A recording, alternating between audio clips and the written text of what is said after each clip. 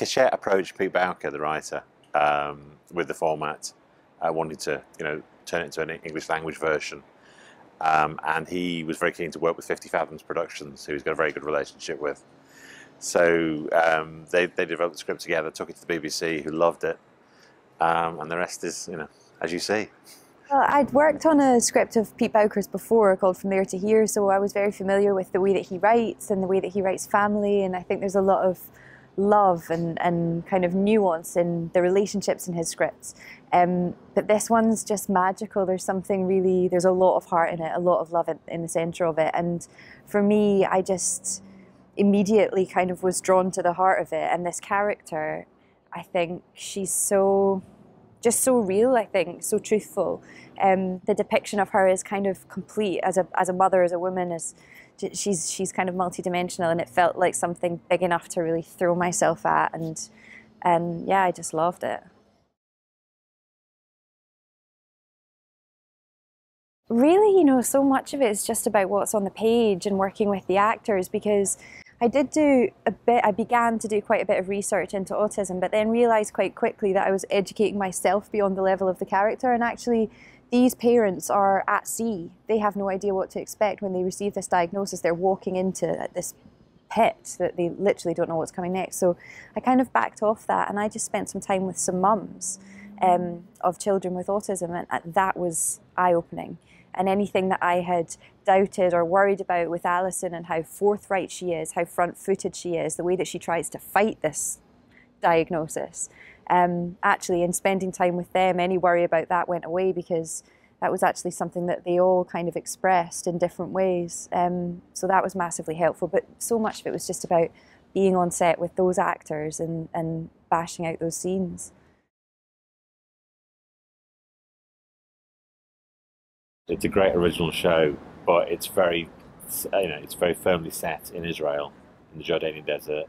So just by bringing it to the UK, by setting it in the Lake District, you're immediately starting to move away from the original. But there's so many great characters and so many great events that just transpose beautifully. But in the same time, Pete's voice is so specific. He's got that northern humour. He's got his own life experience, as a teacher of special needs, to bring to the show, so he can give it an authenticity that's very specific to the UK. So just by involving Pete, it makes it specific to the UK and to the north of England.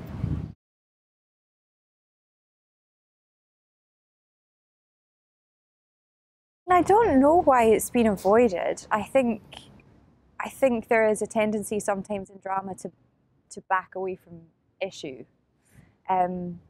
Particularly with anything to do with disability or difference has, I think, traditionally been avoided in TV drama, just because I think people want to create something that's going to have a wide audience, and there's an assumption somewhere that would mean limiting the audience. In actual fact, I think what's happened with us is it's opened up this huge kind of conversation, which is so lovely. It's such an amazing thing to be part of. But I think with the A Word, because the autism is front and centre, it's centre of the story, we're actually talking about it. So, but with humour and with love and with lightness. It's not a heavy sort of sad kind of course there's sadness in it, but there's also joy and laughter and love and things that are recognisable to people that aren't dealing with those kind of issues in their families. So yeah, I think the key for us is that whilst the autism is front and centre, it's very much about a family, and Pete's writing about people whom you will recognise yourselves in, and that's his way into the story, and that's the audience's way into the story, we hope.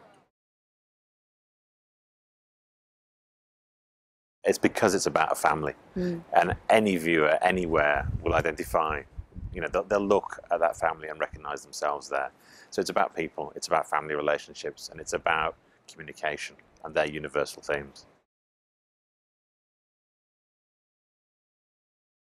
It's wonderful. I think it's a lot of great writers who've kind of paid their dues, coming into their own, being allowed to express their own voice. People like Pete, people like Sally Wainwright, Peter Moffat.